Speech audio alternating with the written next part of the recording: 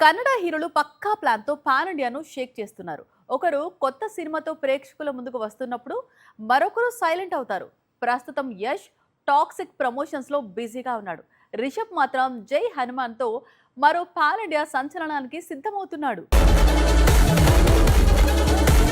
హనుమాన్ మొదటి భాగం విడుదలైనప్పుడు ఇది చిన్న చిత్రం. అప్పటికి తేజ సజ్జా, దర్శకుడు ప్రశాంత్ వర్మ టాలెంట్ పై టాలీవుడ్ వరకే నమ్మకం. కానీ మూవీ రిలీజ్ అయి పాన్ ఇండియా ఆడియన్స్ ను ఇంప్రెస్ చేయడంతో ఇప్పుడు సీక్వెల్ పై భారీ అంచనాలు ఏర్పడ్డాయి. అందుకు తగ్గట్లే జై హనుమాన్ ను తెరకెక్కిస్తున్నాడు ప్రశాంత్ వర్మ.